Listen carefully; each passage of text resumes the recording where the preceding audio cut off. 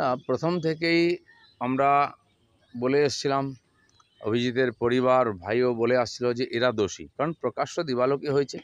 কারা করেছে সবাই জানে, তারা কার লোক সবাই জানে, পেছনে কে আছে সবাই জানে। কিন্তু সরকারে থাকার জন্য প্রভাব খাটিয়ে পুলিশকে প্রভাবিত করা হচ্ছিল যাতে এই লোকগুলোকে বাঁচানো যায়। শেষ পর্যন্ত আদালতের সামনে যেতে হচ্ছে। আমরা আশা করব যে বিরাট অপরাধ করা হয়েছে, একটা জলজন্ত ছেলেকে খুন করে, তার প্রকৃত দোষীরা সাজা পাবে। এরা এখনো পর্যন্ত বলে যাচ্ছে ওই পরিবার, তার বাবা নাকি একসময় স্ট্যাম্প জালিয়াতি করে জেলে ছিল, এই ছেলেটি নাকি সবাইকে সিবিআই এর জুজু দেখিয়ে তোলে এলাকায়।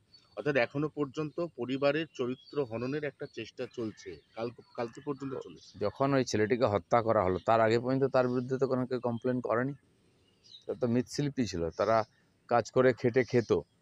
আজকে যখন নিজেরা দোষী প্রমাণিত হতে যাচ্ছে, সত্য সামনে এসে, তখন ওকে দোষারোপ করা হচ্ছে। আমরা আদালতের উপরে ভরসা রাখবো, আদালতে সত্য সামনে আসবে। প্রত্যেকবার নাকি ভোট এলে এই সমস্ত সেন্ট্রাল এজেন্সিগুলোকে অ্যাক্টিভ করিয়ে তৃণমূলকে অপদস্থ করার চেষ্টা হয়, কিন্তু তাতে বিজেপি আলটিমেটলি কোনো ফায়দা তুলতে পারে না না, বলছে তৃণমূল। টিএমসি কি অনুব্রতর দ্বারা অপদস্থ হচ্ছে না, মনোজিতের দ্বারা অপদস্থ হচ্ছে না, বা পার্থবাবুর মতো আর বালুবাবুর মতো লোকেরা কি কম অপদস্থ করেছে টিএমসিকে? তার চেয়ে বেশি অপদস্থ আর কে করবে? অপদস্থ হওয়ার মতো কিছু বাকি নেই, কালি লাগতে শরীরে কোথাও টিএমসির বাকি নেই। কলকাতা বিশ্ববিদ্যালয়ের অধীনস্থ সমস্ত কলেজে শুধুমাত্র নির্বাচনের সময়তেই ইউনিয়ন রুমের চাবি খোলা হবে, আদারওয়াইজ এইটা ঘরটা লক থাকবে এবং চাবিটা থাকবে সংশ্লিষ্ট কলেজ বিশ্ববিদ্যালয়ের কর্তৃপক্ষের হাতে। না, কেন? ইউনিয়ন নাই, ইউনিয়নের ইলেকশন নাই, ইলেকশন তো হয় না কয়েক বছর, তো ইলেকশন হবে না তো চাবি খোলার প্রশ্ন আসছে কেন? তাহলে ইউনিয়ন রুম রাখা হয়েছে কেন? সেটা কি কেবল ওই কলেজের মেয়েদের নিয়ে এসে ধর্ষণ করার জন্য? তো সেই জন্য ওইটাই হচ্ছে ঘুঘুর বাসা। আর কলেজ ইউনিভার্সিটি চলে ওখান থেকেই।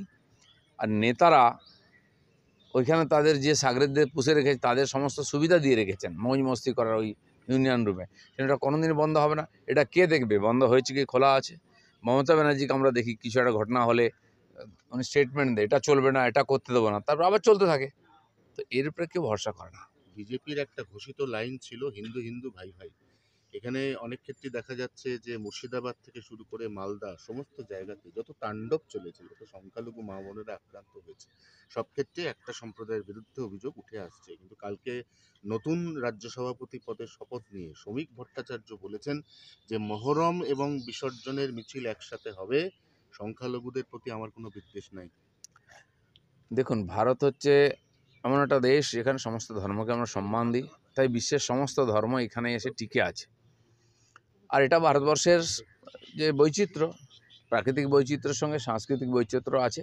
আমাদের সংবিধানও তাকে স্বীকৃতি দিয়েছে। যেন বিজেপির সংবিধানে কোথাও লেখা নেই বা কোনো ম্যানিফেস্টোতে লেখা নেই যে হিন্দুই কেবল আমাদের সঙ্গে হিন্দু হিন্দু ভাই ভাই। পলিসি হতে পারে, কোনো বিষয়ের ব্যাপারে হতে পারে। সেজন্য বিজেপি সর্বভারতীয় পার্টি, ভারতীয় সংবিধানের উপর সম্পূর্ণ ভরসা রাখে এবং নিজের সংবিধানের উপর ভরসা রেখে পার্টি করে। বিশেষ কোনো ঘটনা হয়ে গেলে সেখানকার মানুষের প্রতিক্রিয়া হতে পারে। আর এটা ঠিক যে আজকে পশ্চিমবাংলার মুসলিম সমাজকে টিএমসি রাজনৈতিকভাবে এত ব্যবহার করছে, ফলে তাদের সমস্ত দোষকে মার্জনা করা হচ্ছে। তারা নিঃশব্দে, নির্ভয়েতে আর সমস্ত অপরাধ করছে, পুলিশের হিম্মত নেই এফআইআর নেওয়া।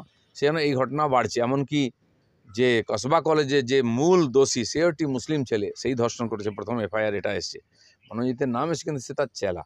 তো সেই জন্য এই ধরনের ঘটনা হয় যেন মানুষ প্রতিক্রিয়া দিচ্ছেন, এটা সমাজের পক্ষে তো ভালো নয়। তাহলে তো আপনাদের লাইন চেঞ্জ হয়ে গেল, মানে ভোটের আগে লাইন চেঞ্জ হলে। ভারতীয় জনতা পার্টির লাইন প্রথম থেকেই ঠিক আছে, সেখানে চেঞ্জ হবে না। সারা ভারতবর্ষে আমরা আছি, সেজন্য কোথাও কোনো পরিস্থিতির কারণে যদি কেউ কিছু বলে থাকেন, সেটা লাইন হতে পারে না। তো লাইন তো ভারতীয় জনতা পার্টি দিল্লি থেকে ঠিক করে। একই মঞ্চে বিরোধী দলনেতা শুভেন্দু অধিকারীর বক্তব্য আর নতুন রাজ্য দেখুন, সভাপতি বক্তব্য কে পারস্পরিক বিরোধী। রাজ্য সভাপতি তো আমাদের অথরিটি, সাংবিধানিক পদ, তিনি নির্বাচিত। তিনি যেটা বলবেন সেটা আমরা মেনে চলব। কিন্তু কোনো ঘটনা, কোনো পরিপ্রেক্ষিতে একাধিক নেতা একাধিক বক্তব্য রাখতে পারেন। পার্টি বসে বিবেচনা করবে কি করবে, ভোট দেবে কিনা মুসলমানরা ঠিক করবে। আমরা তো ভোট সবার আশা করব, কাজ সবার জন্য করছি, সবকা সাথ সবকা বিকাশ। সব হিন্দুরা আমাদের ভোট দেয় না, সব মুসলমানরাও দেয় না, দেবে কালকে।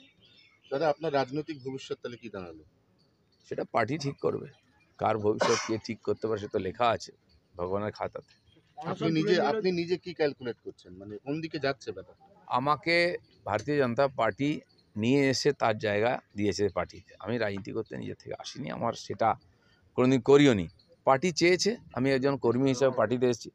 পার্টি আমাকে সাধারণ সম্পাদক রাজ্যে বানিয়েছে, সভাপতি দুবার বানিয়েছে, আমাকে এমএলএ বানিয়েছে, এমপি বানিয়ে টিকিট দিয়েছে। আমি কোনোদিন কিচ্ছু চাইনি পার্টির কাছে। আর এমনকি আজকে পার্টি আমাকে যে গাড়ি দিয়েছে আমি ব্যবহার করছি বা সিকিউরিটি, সেটাও আমি কোনোদিন চাইতে যাইনি।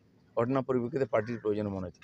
পার্টির যদি মনে হয় আমি সাধারণ কর্মী হিসেবে কাজ করব, তো আমি যেরকম করছি করবো, আগে কোনো পদ নেই। পার্টি যেখানে আমি ডাকে সেখানে আমি যাই, যেখানে ডাকে না সেখানে যাই না। এটাকে আমি পার্টির সিস্টেম মনে করি। অনশন তুলে নিল যোগ্য শিক্ষক শিক্ষিকারা, 14 তারিখ নবান্ন অভিযান করবে। নবান্নতে তো আন্দোলন তো চলছেই, অনশন তুলেছে, কিন্তু অবস্থান তো তোলেনি ওরা। তাদের সে আন্দোলন চলছে, আন্দোলনের ধার বাড়ছে, কখনো ভার বাড়ছে, কিন্তু এই আন্দোলনের সঙ্গে আমরাও ছিলাম, আমরাও থাকবো। আর আন্দোলন সফল হোক সেই শুভকামনা আমরা দেবো। আমরা সবসময় দিলীপ ঘোষকে চমক দেখি, হঠাৎ করে কোনোদিন সকালে শুনবো না তো যে দিলীপ ঘোষ তৃণমূলে জয়েন করেছে। কল্পনা করতে তো পয়সা লাগে না, করো না। না মানে কল্পনা আমরা কি করব, মানে আপনি কি সেটা অনেকেই করছে তো, কেউ তো কল্পনা করে এটা বার করেছে।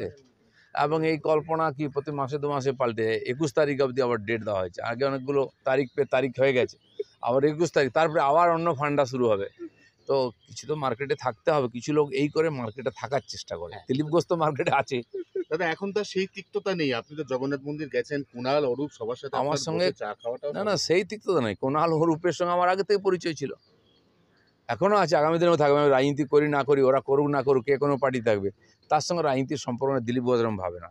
আজকে আমার পার্টিতে, কালকে টিএমসি ছিল, আমার শত্রু ছিল, কাল চলে আমার কাছে বসলো, আমার বন্ধু হয়ে গেল, পরশু আবার চলে গেল, আমার শত্রু হয়ে গেল।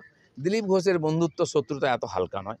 যারা এভাবে করে তাদের রাজনীতির ব্যবসা করে, তাদের সমস্যা আছে, ঠিক আছে থাকতে হয়। দিলীপ না। ঘোষের এরকম সমস্যা নেই। কিন্তু দাদা বলা হচ্ছে যে জগন্নাথ দেবকে সাক্ষী রেখে শ্রমিক ভট্টাচার্য বলছেন যে বঙ্গোপসাগরেই তৃণমূলকে বিসর্জন দেব, ওই জগন্নাথ মন্দিরে বিজেপির পক্ষ থেকে আপনি প্রতিনিধিত্ব করেছেন। আমি কারো প্রতিনিধিত্ব করিনি। আমি একজন নাগরিক হিসাবে, আর ওখানকার যারা সংস্থাপক, চিফ সেক্রেটারি আমাকে আর মন্দির বলে লিখে চিঠি দিয়েছেন, কোনো বিতর্ক নাই। সেই জন্য আমি একজন সম্মানীয় নাগরিক হিসেবে, সম্মানীয় সরকারি আয়োজন ঠিকই আছে, আমি গেছি। কারণ আমি মনে করি ওই মন্দির তৈরিতে আমারও ট্যাক্সের টাকা আছে, সমাজের টাকা আছে, কারো পৈতৃক সম্পত্তি নেই। আর বহু লোক মন্দির করলে আমাকেই ডাকে, হয়তো আমাকে হিন্দু নেতা বা হিন্দু ভক্ত হিসেবে মনে করে, উদ্বোধন করায়, পুজোতে করায়। আগামী 20 তারিখ আমাকে উত্তরপাড়ায় ডেকেছে, সপরিবারে গিয়ে রুদ্রাভিষেক করবো ওটা শিব মন্দিরে। তো তারা যদি ডাকে আমি যাব না?